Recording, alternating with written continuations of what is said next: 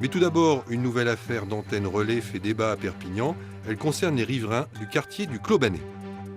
Ils se sont invités au conseil municipal. Ils se sont les riverains du quartier Clos-Bannet.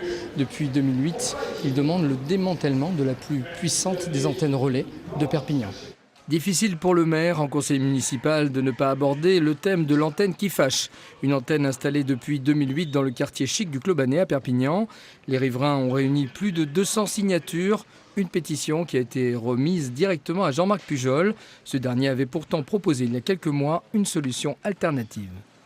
La mairie souhaite maintenir 2 opérateurs sur ce toit, intégrer 2 antennes dans 2 fausses cheminées de part et d'autre là, sur ce toit. Et la grosse antenne en fait partirait sur un pylône sur le rond-point du Clos-Bannet, un pylône de 25 mètres pour accueillir Free qui cherche aussi un site et puis SFR qui était ici. Mais pour les habitants du quartier, cette solution n'est pas acceptable. Ils demandent que soit appliqué le principe de précaution et surtout un débat public. Il faut faire avancer ce dossier, c'est absolument nécessaire parce que ça fait 4 ans que ça dure. Mais maintenant, il faut le faire avec l'ensemble des riverains.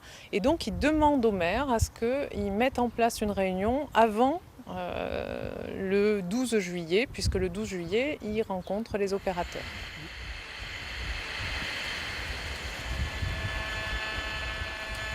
Alors, le bruit qu'on entend là, c'est quoi ? Le bruit qu'on entend, c'est les ondes en fait. C'est un faisceau d'antenne. On est à plus de 300 mètres, mais on a quand même des ondes très très fortes. Anne-Laure Magère est électrosensible. Elle a 25 ans et vit un véritable calvaire quand elle se déplace en ville. On va rajouter des antennes sur des lieux qui sont déjà les plus exposés de la ville, Jean-Bulans, Saint-Assiscle, où il y a plus de 3 volts par mètre, 5 volts par mètre, alors que le seuil recommandé par l'Europe aujourd'hui c'est 0,6. Même si le cas d'Anne-Laure est extrême, il est révélateur d'un malaise de la population confrontée de plus en plus à l'invasion des ondes.